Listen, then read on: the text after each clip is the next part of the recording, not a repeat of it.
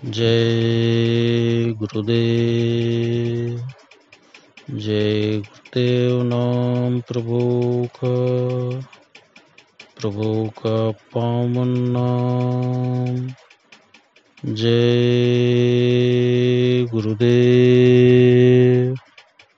स्वामी जी महाराज वह सत्संग सुनाते हुए बताया कि रूहानी सफर क्या है। आत्मा की प्रभु के धाम की यात्रा का आरंभ भावों के मध्य बिंदु तीसरे तिल अर्थात अंदर की ओर खुलने वाले 10वें दरवाजे से होता है और अंत सिर की चोटी पर परमार्थी जब सतगुरु की बताई युक्ति से अभ्यास करते हुए जीते जी मर जाता है, यानी जब उसकी आत्मा पैरों के तलवों से शुरू होकर पूरे शरीर में से सिमट कर तीसरे तिल पर इकट्ठी हो जाती है, तब वह शब्द से जुड़ती है जो उससे ऊपर की ओर खींचता है। इस तरह आत्मा की परम धाम की यात्रा आरंभ हो जाती है। आत्मा द्वारा शरीर को खाली करना इस यात्रा की तैयारी करना है। या यूँ समझे ले कि मनुष्य की देह के अंदर आत्मा की यात्रा के 2 भाग हैं, एक तीसरे तिल अर्थात 10वें दरवाजे तक और दूसरा उससे ऊपर सिर की चोटी तक।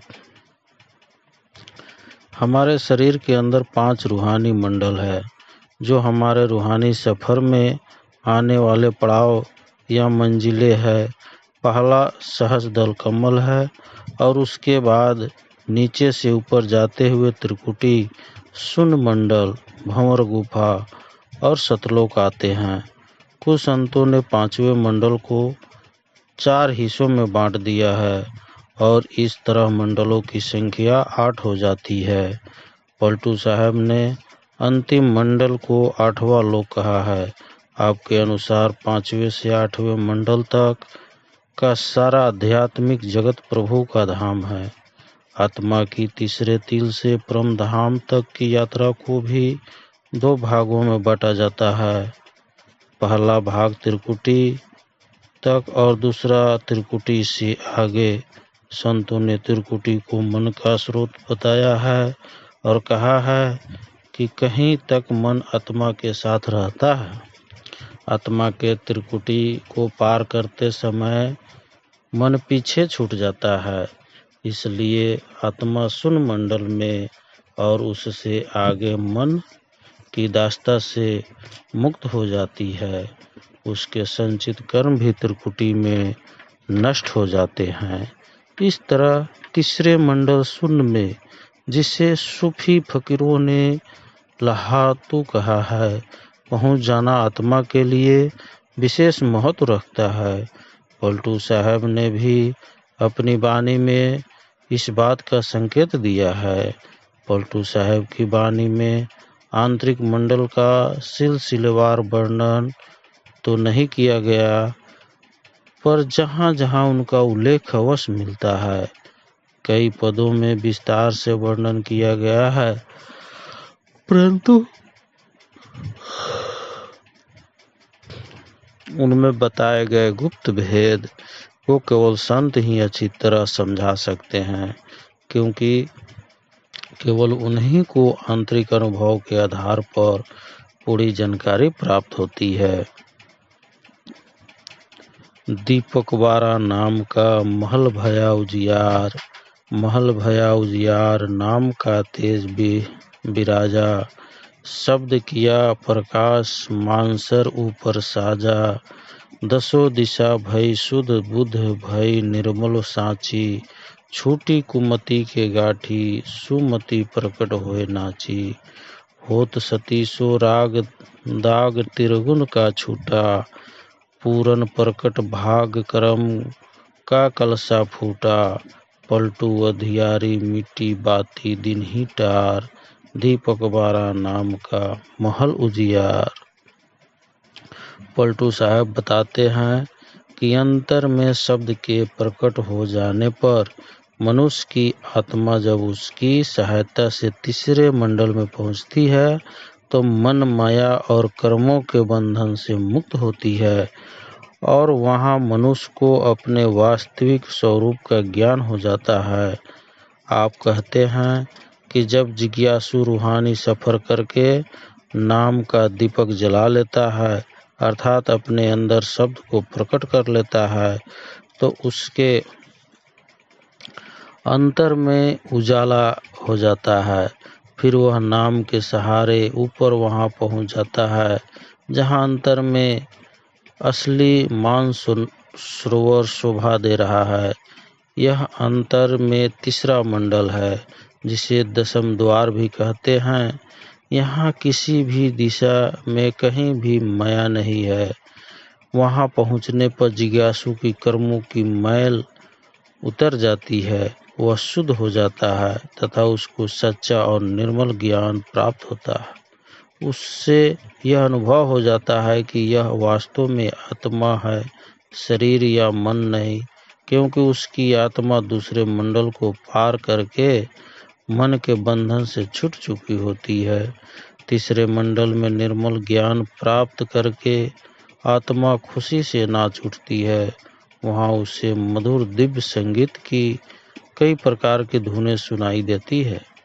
आत्मा दूसरे मंडल तक की सत्व, रज और तम इन तीन गुणों के जाल में फंसी होती है।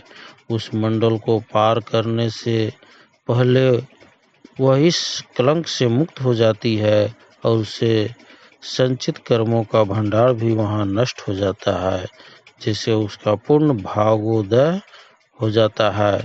अंतर में नाम का दीपक जला लेने से अज्ञान का अंधेरा मिट जाता है। नासुत मलकुत जगरुत माना लहतु की लजत जाए चखा। मान कान पर बैठी के जी रोशन जमीर फकीर पाका। आसमान रखना सुखरी गया दिल रूह बोले हका हका। पलटू दास कहे मुझे नजर आवे वक्त चिरहार तरफ। हमें अपने कुछ रूहानी अनुभवों के बारे में बताते हुए पलटू साहब कहते हैं कि मैंने भौतिक जगत तथा पहले और दूसरे आंतरिक मंडलों का अनुभव प्राप्त करके और उन्हें पार करके शून्य मंडल का रस चख लिया, वहाँ का आनंद प्राप्त कर लिया और फिर प्रभु के धाम में पहुंचकर प्रभु में समाकर अंतर्यामी हो गया। इस तरह मैं पक्का फकीर पूर्ण संत बन गया। मेरे अंतर के आकाश में जब भंवर गुफा और सतलोक के बीच की खिड़की खुल गई तो मेरी आत्मा को सतलोक में से आ रही हक हक की आवाज़ सुनाई दी। सतलोक में पहुंचकर वहां प्रभु का दर्शन कर लेने पर मेरी यह अवस्था हो गई कि मुझे हर समय संपूर्ण सृष्टि यानी सृष्टि के कण कण में प्रभु दिखाई देने लगा। सारी सृष्टि मेरे लिए प्रभु का घर बन गई।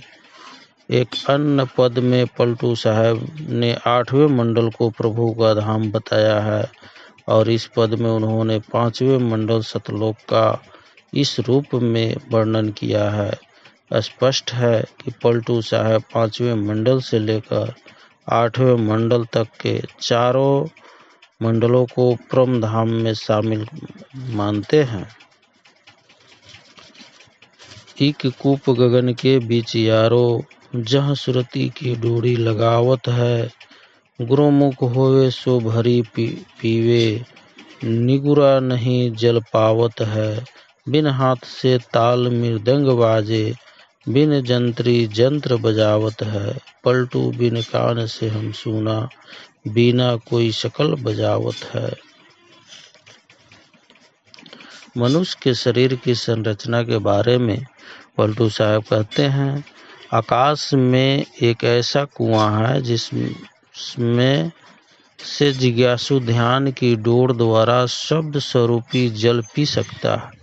ऐसा वही जिज्ञासु कर सकता है जिसने किसी पूरे गुरु से नामदान पा लिया हो, क्योंकि ध्यान को अंदर ले जाने और मस्तक में एकाग्र करने की विधि नामदान के समय गुरु ही सिखाता है।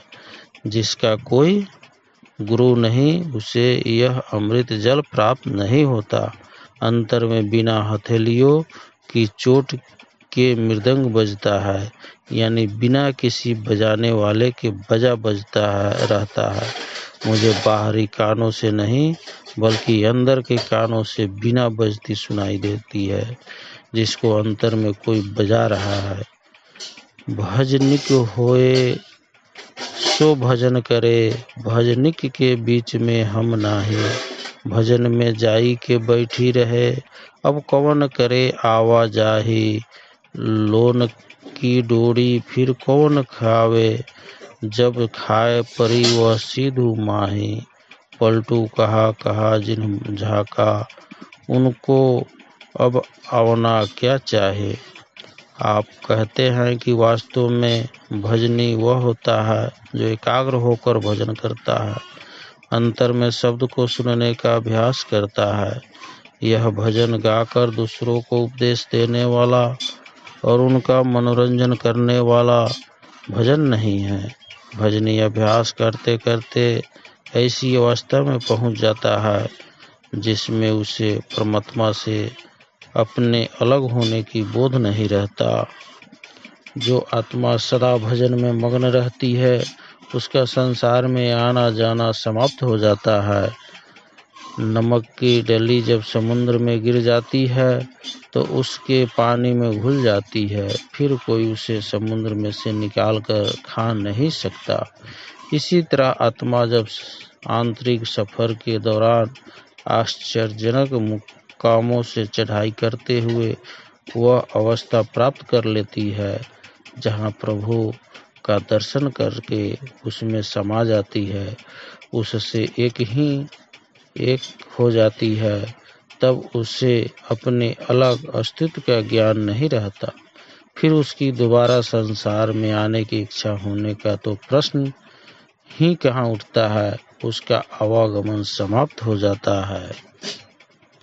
जय गुरुदेव।